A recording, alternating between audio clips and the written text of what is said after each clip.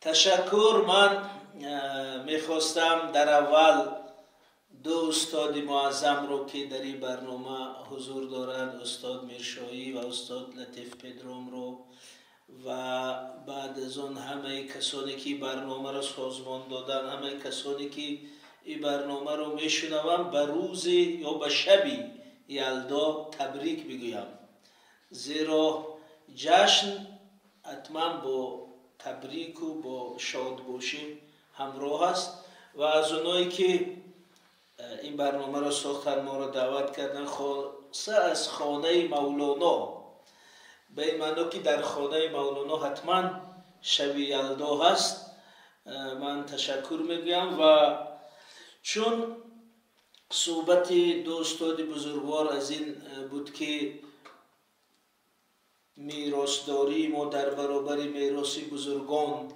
یا پاسداری ما از او فرهنگ و تمدنی بزرگ باید چگونه باشد، من میخواستم از این خبر خوب آغاز کردم که همین هفته گذشته در تاجیکستان یک اقدام بسیار بزرگ در سطح دولت انجام شد که با سفارش رئیس جمهوری محترم تاجیکستان قرار شد که شاهنامه فردوسی از طرف دولت در سطح بسیار کیفیت بلند چاپ شود و به هر خاندان تاجیک هدیه شود، رایگان. یعنی هر خانواده تاجیک، همون گونه که قبلا کتاب بزرگی تاجیکانی اکادمیک باباجان غفورف رو چاپ و هدیه هر خاندان کرده بودن، اکنون شاهنامه رو من برای چه از این آغاز میکنم؟ چون که شاهنامه یک مفهوم و یک ارزش نمادین در تمام فرهنگ ماست و همین که دولت میآید شاهنامه رو رایگان چاپ میکند و به هر فرد ملت هدیه میکند، مثل شناسنامه، مثل دادن شناسنامه به هر شهروند، همین خودش نشان این است که مناسبت ما، دیدی ما به همین فرهنگ چگونه است. خب این یک آغاز.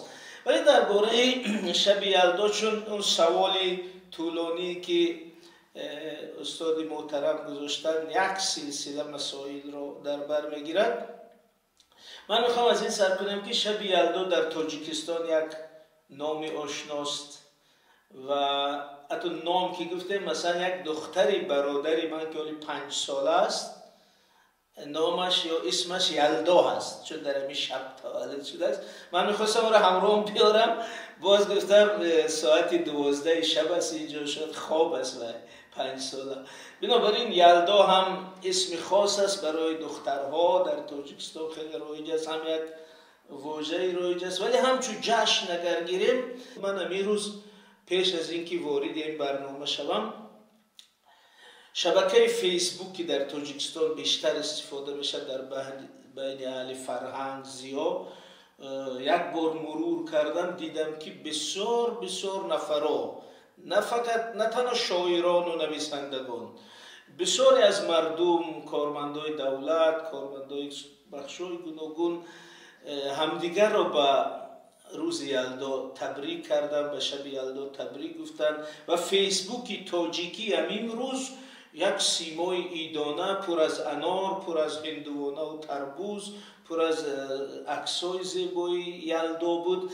همین یک شاخص است که در فضای مجازی تاجیکستان این جشن در حال یک جشن عمومی شدن است و این یک شاخص بسیار عجیب است. ولی من میخواستم که در ارزیابی همین جشن ها یک نکته را تأکید کنم که جایی که من مثلا همچون یک شهروند امروزی زمان معاصر به اون ارزش زیاد قائل هستم، این است که اکثر همین جشن های سنتی که ما داریم، از جمله نوروز، سده، مهرگان، این یلدا، تیرگان و غیره نشان میدهند که زندگی نیاکان ما همیشه با طبیعت، با گردش کیهان، زمین، سیاره ها بسیار پیوست بوده است و نیاکان ما نه تنها پیوست بسیار نزدیک، بلکه دانشی بسیار دقیق درباره طبیعت داشتند. این بسیار مهم است، زیرا من میخواستم که همین جنبش بسیار تأکید شود، زیرا اگر با این جشنها را بسیار به اسطوره و به دینها و به خداها و به روایتها نزدیک کنیم، استقبال امروزش در جامعه‌ای که گوناگون از افکارش کمی آسیب می‌بینند. گرچه شاید حقیقت‌های تاریخی، حقیقت‌های اسطوره‌ای هست، ولی من تاکید به این است که اگر ما به همین نسل جوان این گونه پیشنهاد کنیم که در مبنای همین جشن‌ها علم، تفکر، دانش، آگاهی از طبیعت ایستاده است، این بسیار مهم است. مثلا ما چرا خیلی میگم؟ چون که من در خانه، در همین خانه‌ای که حالی نشستم کار هم میکنم، بسیار وقت در همین شهر در خانه آپارتمان حتی احساس نمیکنیم که همین بیرون برف است یا باران است یا زمستان است یا تابستان است، ولی نیاکان ما با طبیعت بسیار نزدیکتر بدن. از این رو گاه شماری های سنتی ما نشان میدهند که هر فصل و هر هفته و هر روزی یک سال در این گاه شمارها معنا داشته است، تشخیص شده است، خصوصیتش، طبیعتش، موقعیتش کشف شده است و این بسیار جالب است. مثلا یک گاه شماری عادی تاجیکی را من میخوام بگم که شاید در گوشه های دیگری حوزه بزرگی نوروزی و فارسی زبان رایج باشه، خاصه استاد لطیف پدرام که از او ساحلی آبان حتما را شنیدن. مثلا پدرای ما خیلی میگفتن که بین شب یلدا، شب امروز تا نوروز که 3 ماه است، همین 3 ماه را 4 تقسیم کردن. گفتن که چیله بزرگ 40 روزی اول است، با چیله خرد 20 روزی بعدی، بعد میشد 18 بزکش 18 روزش، بعد 12 کپکرو. یعنی از حادثه هایی که در طبیعت در این دوره رخ میده و 4 دوره تقسیم کردن. همین 12 کپکرو که تمام شد شروع میشه نوروز.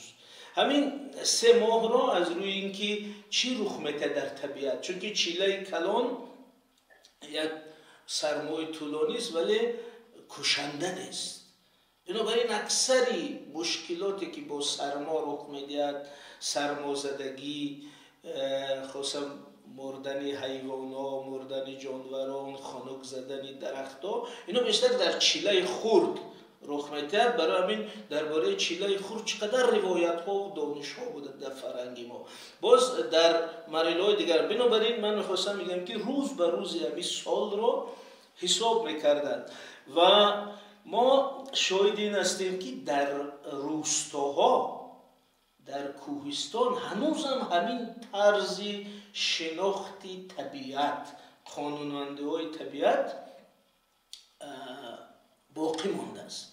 مثلا من همین یک مثالی از بدخشان میگم، یک منطقه زیبای دوردستی کوهستانی تاجیکستان در وخان، یک صوفی مبارک قدم وخانی یک سنگ را، یک سنگ سوراخ را گذاشته است در یک نقطه‌ای که بین 2 قله کوه از اون سوراخ نگاه میکرد است و هر سال رفته همون دانشمندای محلی که اینا هیچ دانشگاه نخوندن بلکه یک تجربه 1000 ساله داشتن، از همون سوراخ سنگ تناسب آفتاب رو با 2 قله کوه در واخان مشخص میکرد که نوروز فرا رسیده است یا نه. یعنی یک اسطورلابی محلی ساخته است. همین حالا در موزه یا آثارخانه مبارک قدم وخانی همین سنگ موجود است که باعث حیرت تمام توریستا و سیاحان است که چگونه یک مرد، البته صوفی بی سواد نبود است، یک مردی بسیار دانشمند، ولی در همون منطقه دوردستی کار کرده است. یا که در همین درواز که من اخیراً اونجا بودم با یک چند پیرمردا صحبت کردم، ببینید در همین درواز از روی یک درخت انجیر تمام فصل سال را برای خودش حساب میکنه. میگه که اگر انجیر مخچه کرد پس آهو در کوه بچه میکنه. همین وقت اگر انجیر زرد آمد سال سرد آمد، اگر انجیر مثلا پوستش ریخت چی خصوصیت داره، اگر انجیر بلند نشد، یا که همین در دهه ویسخر به ما نشان دادن که همین جا آخرین انجیر می شود، از این بالاتر دیگه نمیشه. چون که اینا اینقدر تشخیص دادن که تا کجا درخت انجیر می شود تا کجا از اون بالا توت میشه، مثال دیگه انجیر نمیشه. یعنی میخواستم بگم که شناختی نیاکان ما از طبیعت بسیار حیرت آور بوده است. و اگر این رو ما بیاریم مثلا در مثال نوروز یک کمی باز کنیم، بینید که در چند هزار سال پیش تشخیص این که در کدام لحظه گردش زمین و خورشید به جای میرسد که تحویل سال میشد یا آغاز سال میشد، یا که همیشه شب یلدا رو این گونه حساب کنن. این حساب امروز ما نیست که 1000 سال پیش، چند هزار سال پیش به این گونه حساب کنن که شب اینقدر طولانی میشد که آخرین نقطه طولانی شدن شب و از همین لحظه به بعد شب دیگر طولانی نمیشد، روز آغاز میکرد برای روز شدن. تشخیص اینا امروز با این اسباب و اسطورلاب و علمی که داریم خیلی ساده می نماید، ولی اگر همین را بریم به چند هزار سال پیش ما میبینیم که چقدر تفکر و جهانبینی علمی بوده است. و همین برای ما بسیار مهم است که ما به نسل جوان بگیم ما همه شعر و افسانه و اسطوره و خرافات و اینا نبودیم، ما جهانبینی یا بگیم تفکری فیزیکی، طبیعت شناسی علمی بسیار قوی داشتیم. این یک جنبه مسئله که در باره جشن‌ها میگفتم. و صحبت بسیار مهمی که استاد لطیف پدرام با او وارد شدن که چی اهمیتی در مقاومت هویتی و تمدنی ما همین جشن‌ها دارن. من می‌خواستم در این یک چند نکته بگم، زیرا ما در واقع همچو تمدن، همچو فرهنگ که حوزه و تمامی فرهنگی فارسی و ایرانی و نوروزی را فرا میگیره، امروز با یک تهاجم بسیار جدی روبرو هستیم.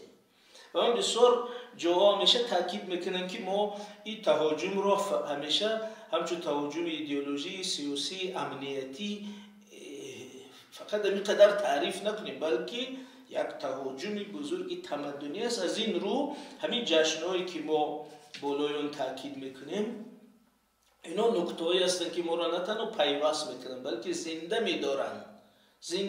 مثلا ما وقتی که در تاجیکستان نوروز رو جشن میگیریم، ولی اگر وقت شد میپردازیم، مثلا همین جشن نوروز در تاجیکستان در او هم لباس ملی زنده میشه، هم سرود و موسیقی ملی، هم طعام و خوراک و دسترخوان ملی، هم خانه‌داری و رسم و آیین زندگی، هم علم، فرهنگ و تحقیقات طبیعت شناسی، هم تاریخی بزرگی ما، هم هویت ما.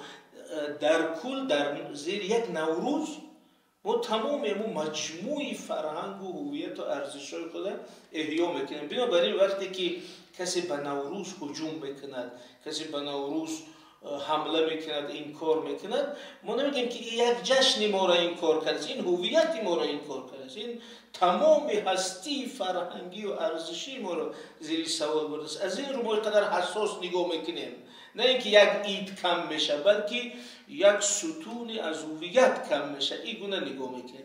از این رو من میخواستم یک ضرورت اینا رو از این نظر تاکید کنم که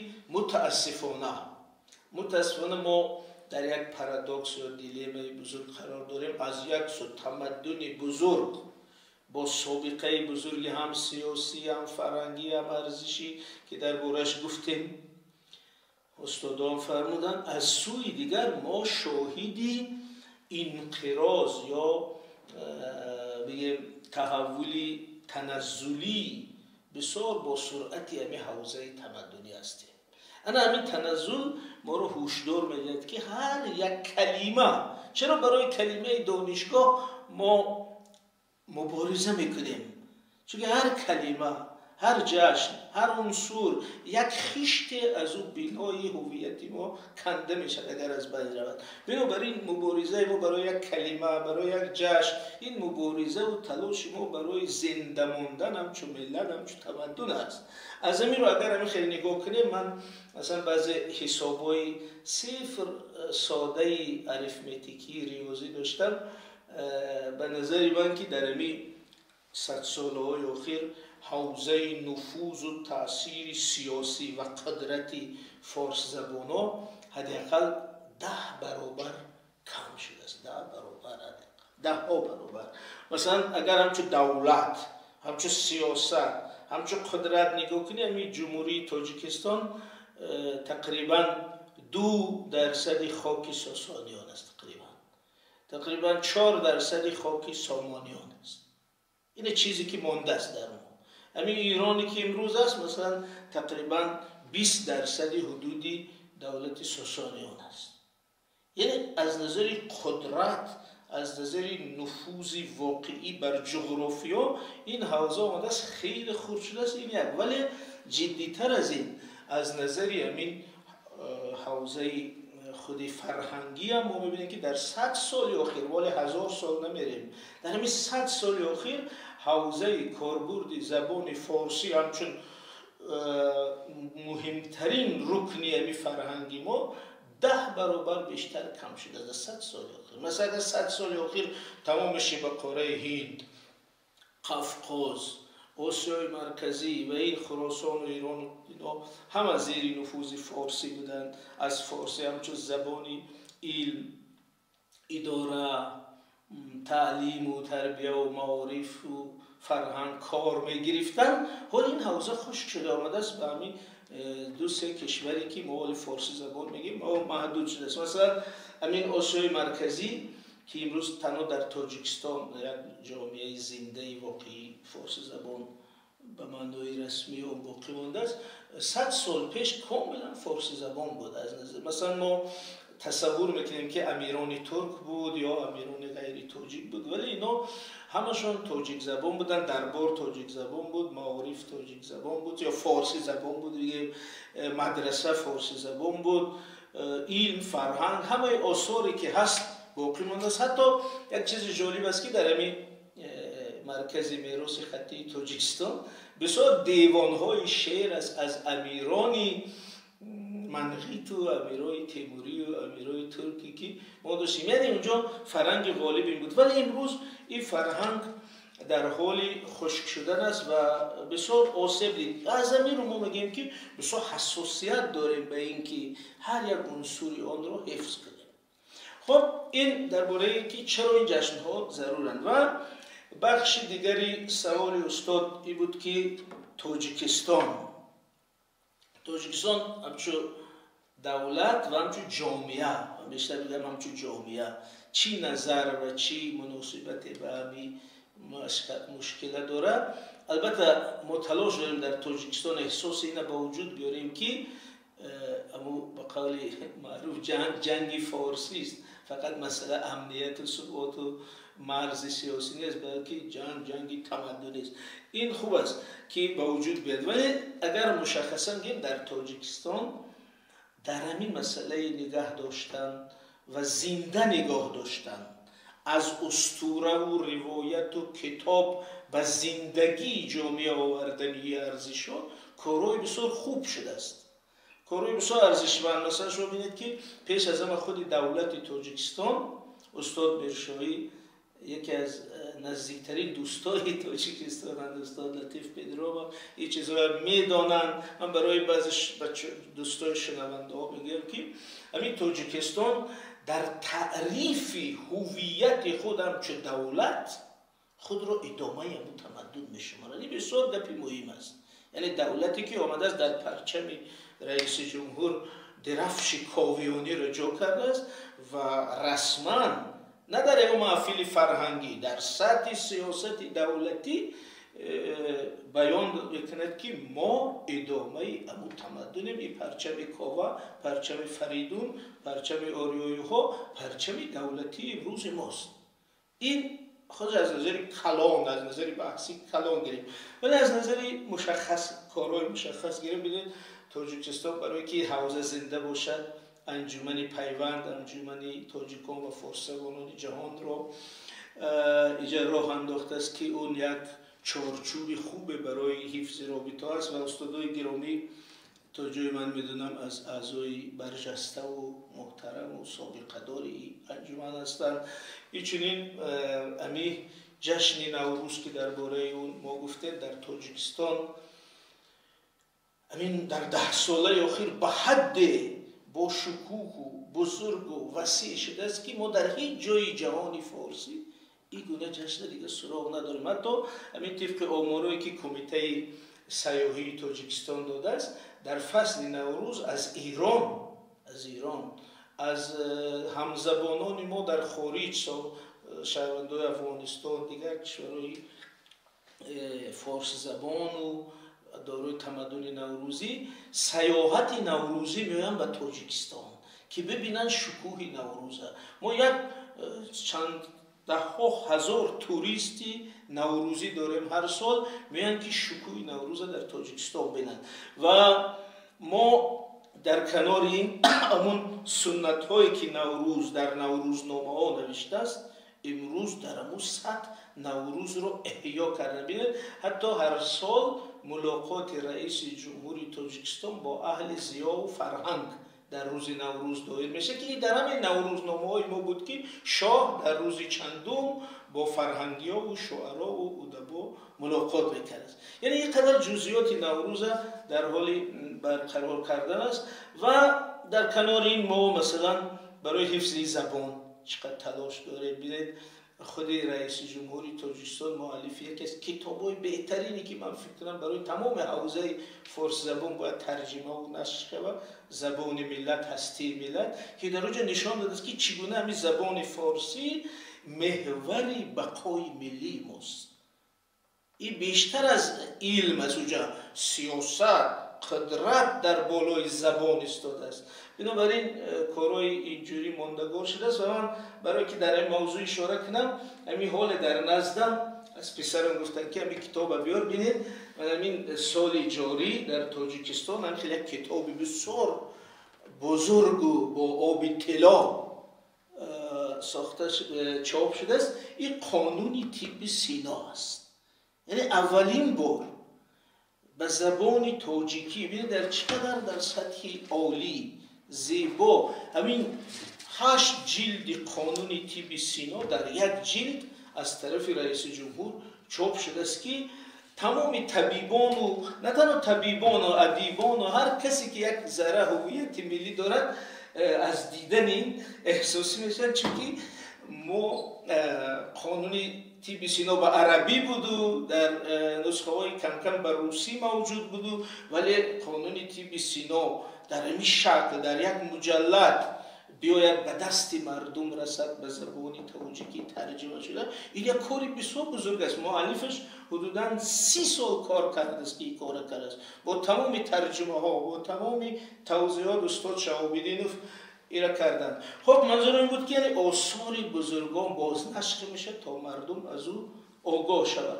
و درباره چاپ شاهنامه که گفتیم و باز از جنبه سیاسی اگر بینیم در همین 10 سال اخیر یک کاری بسیار زیبایی که در تاجیکستان شد، نامی اکثر شهر و ناحیه و ولایت ها را به نام های ولایت و شهرها و دولت های تاریخی برگرداندن.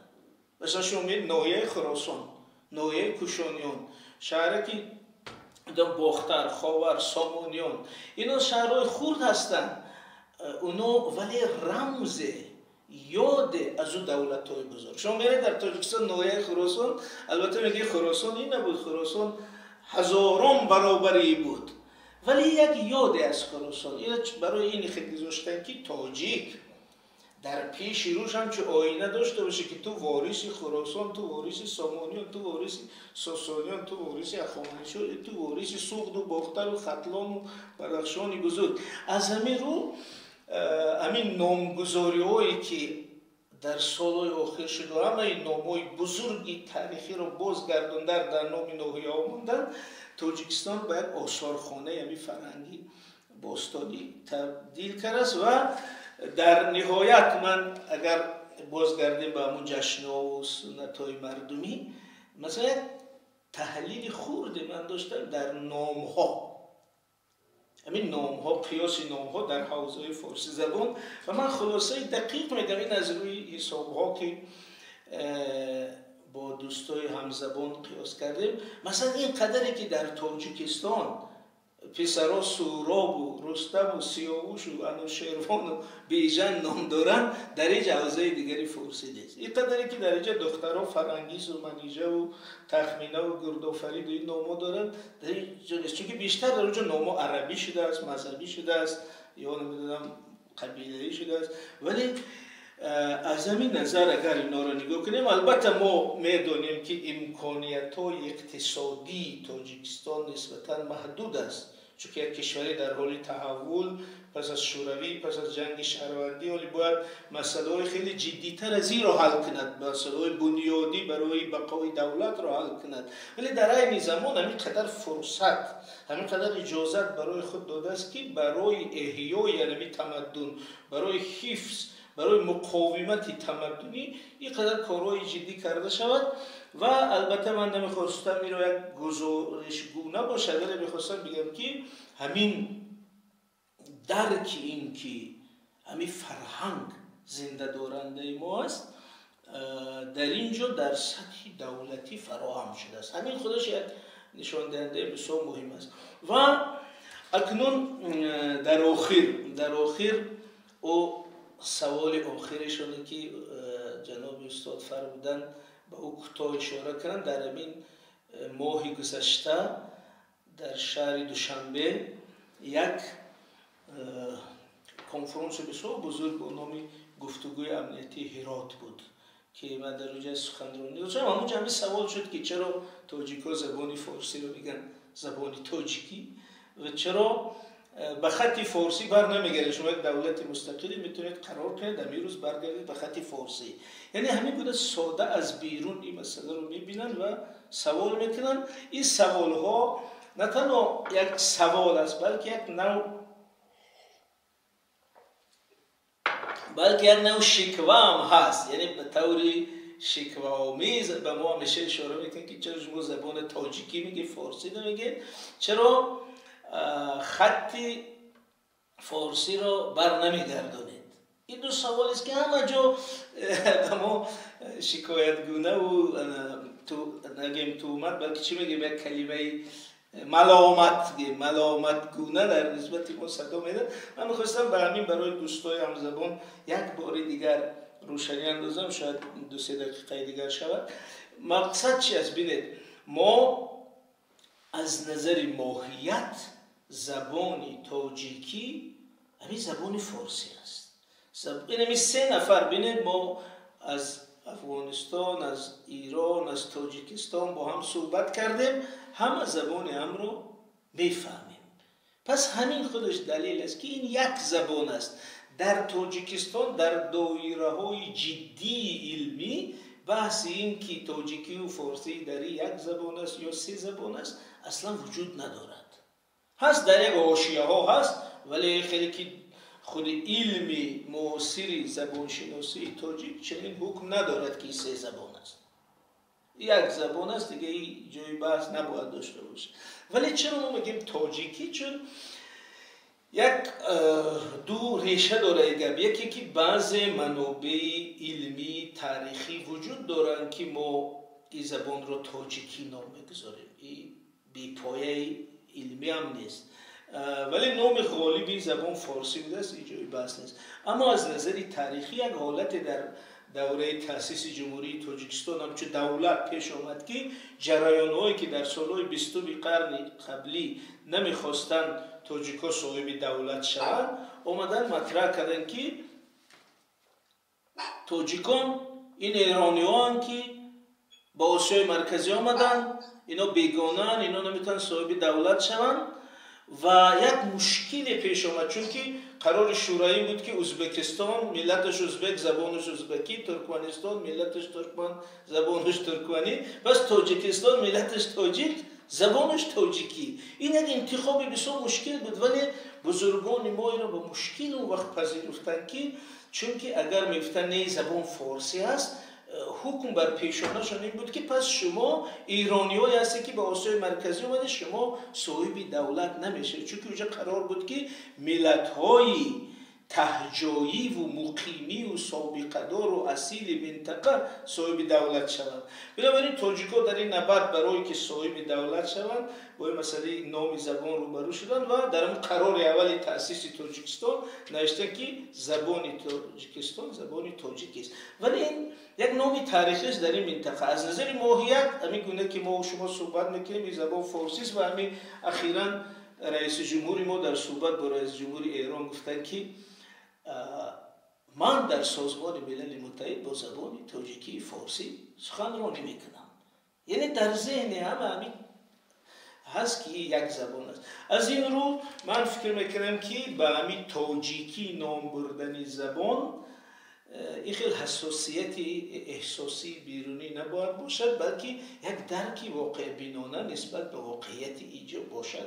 این خوب است. درباره خط من فکر میکنم مفصل در همون کنفرانس هرات گفتم، از مختصر میگم در دو نکته که یکم درباره خط فارسی ما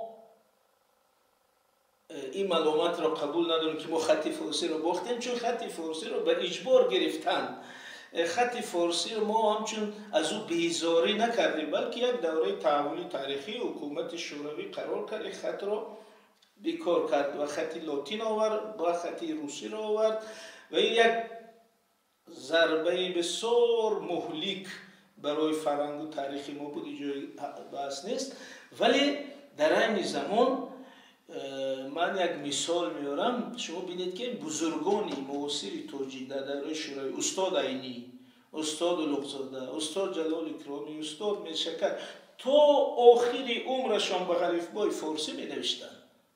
تمام دستخطای استاد عینی که ولی در موزه در آثارخانه در خانه‌اش هست همش به خط فارسی است. یعنی اونا نپذیرفتن اینه، ولی اون سیاست دولتی بود. 10 نفر برای مثلا کشته شد، نابود شد، شهید شد، قربانی شد، ولی این حادثه شد. بنابراین تاجیکان خط فارسی را همچون یک عنصری بسیار مهمی پیوندگر با تاریخ با همزبانان میشناسن، اعتراف میکنن، ولی شرایط تاریخی هم خیلی شد. ولی چرا امروز بر نمیگره میرم روشن کنیم.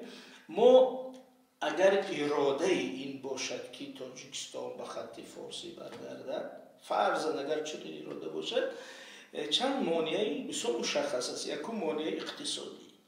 مانع اقتصادی به این معنی است که ما حسابی اگر تمام نظام را، ولی مردمی که سوال میکنن فکر میکنن که همین برگشتن به خط فارسی همین است که در این مکتبا به جای سیریلیک فارسی میکنیم میشه برگشت. این خیلی نیست. این یک کاری مشکلی چندین ساله است که باید هم معارف، هم نظام اداری، نظام حقوقی، کتابخانه، نظام فنی، تمام نظام علمی برگردد.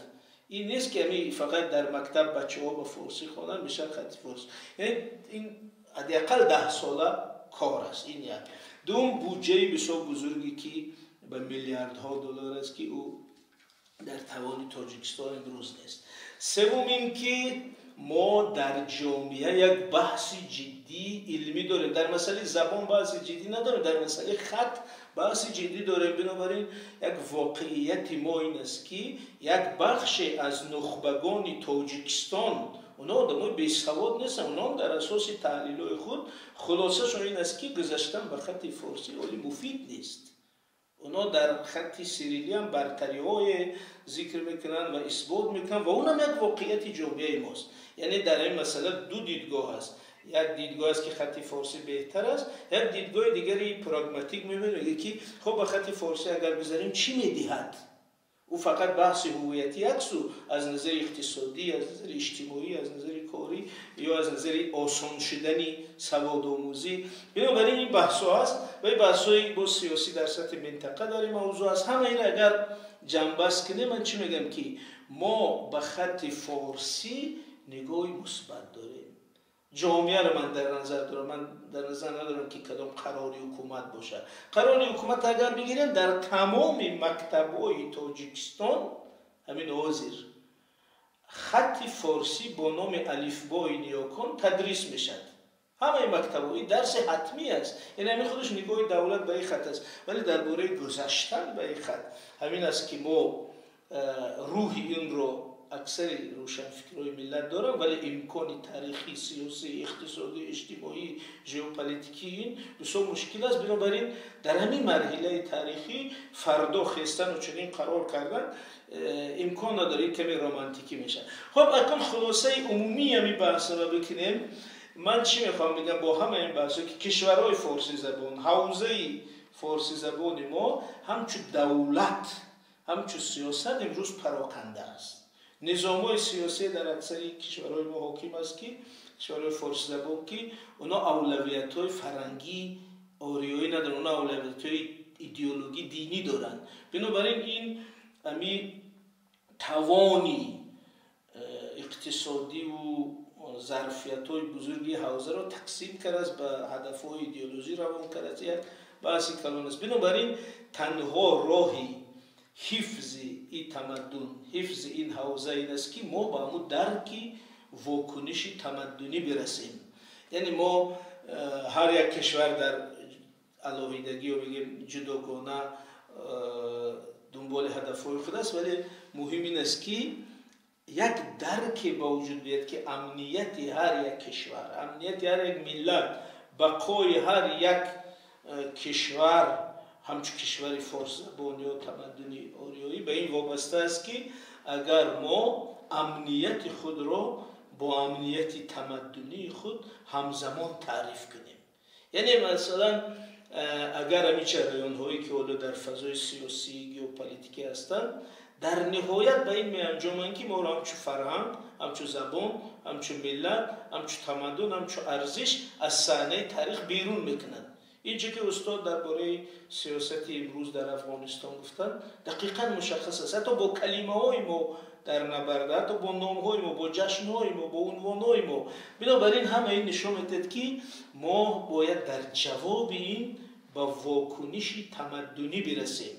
بنابراین یلدا، نوروز، صده، مهرگان، زبان فارسی، کلمه دانشگاه، اینا امروز رمزها و شعارها و پایه های این ایستادگری و مبارزه هستند. اگر این گونه نگاه کنیم اون سوال آخر شما که این ارزش ها چه اهمیت دارد، جواب ما این است که این ارزش های زنده دار، پایدار، پیوندگر و این ارزش ها میتونن او ظرفیت بزرگی این حوزه را متحد کنند و به سمت خوددفاعی روانه کنند. و اگر این ارزش ها نباشه هر گوشه این حوزه دنبال هدفهای گوناگون ایدئولوژی و سیاسی و مذهبی پراکنده باقی میمونه. این برای رقیبان تمدن وضعیت و حالت بسیار مناسب است که یکی یکی پاره پاره این حوزه رو فرو میبرد. همین اضطراب و حساسیتی که در صحبت من احساس میکنید این است که این احساس ما این است که اگر ما واکنش تمدنی نشان ندهیم، اگر همچون تمدن خود را حفظ نکنیم، ظرفیت ما برای مقاومت با این تهدیدها کافی نیست. از همین رو این صحبت من تشکر به همه شما که را شنیدید، ولی دلمون خالی کرده پیش همزبانان. تشکر.